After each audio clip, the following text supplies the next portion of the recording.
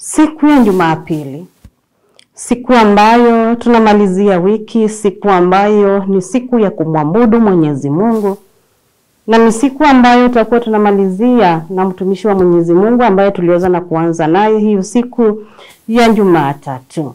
Na ni siku ambayo tunafaa kuonyesha yale mafundisho ambayo tumekuwa tukifundishwa hii wiki yote, tukaweza na kuyatia katika matendo, yakaweza na kuonekana, maana tumekuwa tunafundishwa juu ya faida za kusifu, kuabudu Mwenyezi Mungu. Na tukaweza na kujua kwamba ibada ukamilishwa na kusifu na kuabudu na maombi yenyewe. Hiyo ndio inajulikana kama ibada, na siku ya leo ni siku ya ibada. So ndio sababu niweza na kusema kwamba yale ambayo tumekuwa tukifundishwa kwa siku ya leo tunafaa zaidi kuyatia maanani na kuyaweka katika matendo, ili tukaweze na kuonyeshana yale ambayo tumekuwa tukifundishwa kwa wiki yote. Karibu sana katika kipindi cha Manyunyu ya Baraka. Baada tutakuwa naye mtumishi wa Mwenyezi Mungu Pastor Jackson Mutinda kutoka kanisa la ABC Lumbwa. Lumbwa iko katika uongozi wa Iveti Pastorate. Iveti nayo iko katika uongozi wa Machakos Sub Headquarters. Asubuhi ya leo karibu sana tukaweza na kuendelea na kufundishwa pamoja, na ninaamini kwamba ni fundisho ambalo litakuwa la baraka kwako na utaweza na kuendelea na kulitia maanani. Karibu, tubarikiwe. Mpendwa mtazamaji, asubuhi ya leo, Jumapili njema, Jumapili ya baraka. Ni Bwana tu ametuwezesha ili tukaweze kuwa pamoja naye, na tunamshukuru kwa katika yote, kwa sababu kwa nguvu zetu hatuwezi. Na kama vile tumekuwa tukiongea mambo ya ibada, na kama vile ndugu zetu wa Adventist walipokuwa njana katika ibada, na siku ya leo vile vile nasi wa Kristo tunaenda katika kumfanyia Bwana ibada. Na ndio ibada ambayo tumekuwa tukizungumzia, ibada ya baraka, ibada ambayo Bwana ifurahia, ibada ya sifa. Na ikiwa ni ibada ya sifa, ibada ambayo Mwenyezi Mungu anaipenda, ibada ambayo inapendeza, na kazi yetu ni kuitengeneza ndiposa ikaweze kuwa na manukato katika maisha ya wapendwa watumishi wa Bwana. Na siku hii ya leo ningependa tuangalie neno la Bwana, ile ambayo ni ya kufungua milango yetu ama kufunga wiki hii. Tuone ibada ya sifa ama faida ya ibada inayoambatana na sifa, ama faida ya sifa katika ibada. Na faida ya leo tunaona ni ya kwamba brings joy, inaleta furaha. Inaleta furaha. Faida ya leo inaleta furaha. Na saa hii unapoandaa moyo wako, si lazima kila wakati uende katika hekalu ya Bwana ukiwa umekasirika, ukiwa na machungu. Saa zingine mpatie Bwana tambasamu mbele za Bwana, ili na yeye aone ya kwamba moyo wako unampenda, kwa sababu furaha ni tunda vile vile ya Roho Mtakatifu.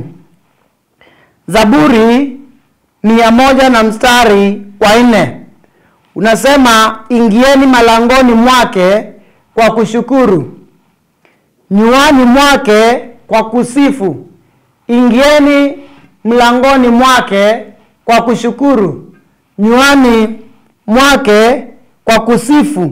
Mshukuruni, liimidini jina lake.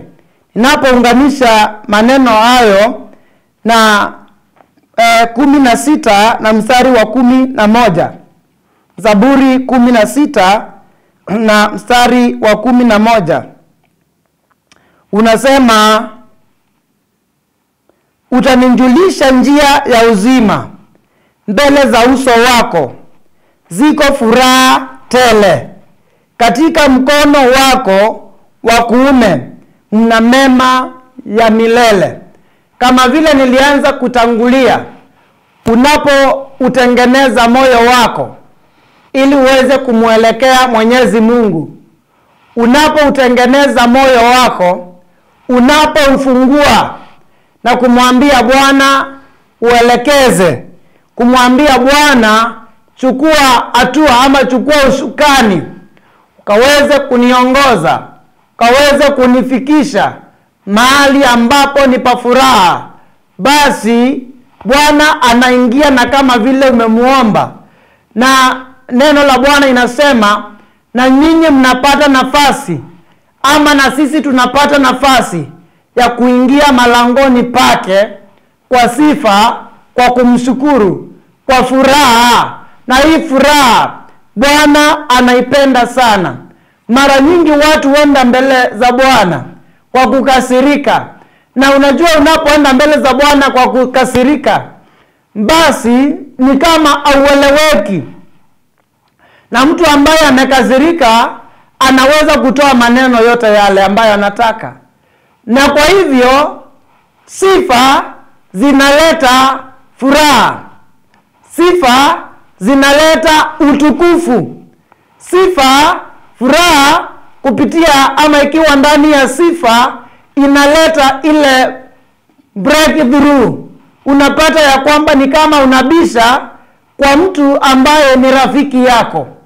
Na hivyo basi sifa zinatumika sana katika kubisha na na unapobisha, basi unayembisha kwa rafiki yako anakufungulia kwa furaha. Ndio maana anasema utanijulisha njia ya uzima.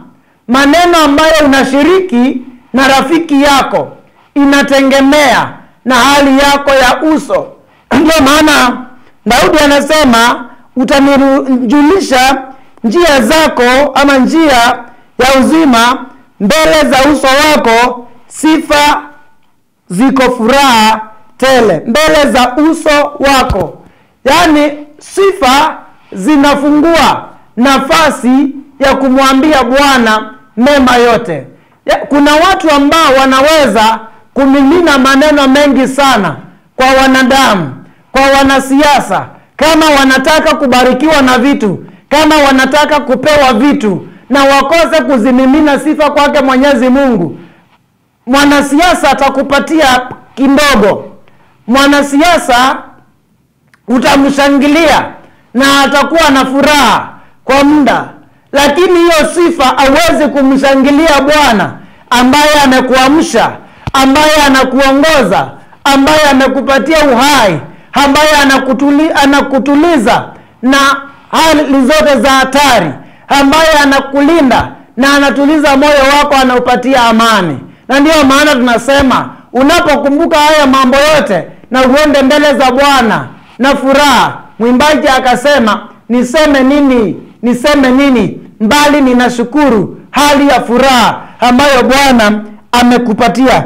Kwa hivyo hali ya ibada hii, ibada zetu zinapotoka katika moyo, tunazielekeza kwa Bwana zikiwa na sifa ya furaha. Na hii sifa ya furaha inafanya Bwana atuinue zaidi na zaidi. Hii sifa ya furaha inafanya Bwana ainuliwe sana. Na Bwana anapoinuliwa, na sisi anatuinua. Na jambo la maana sana, hata sasa unapoenda katika nyumba ya Bwana, hata hivi unapotembea kwenda katika kushiriki katika ibada, mpatie Bwana sifa za furaha. Mpatie Bwana, muinue, mshangilie Bwana, mwambie tu Bwana ni wewe.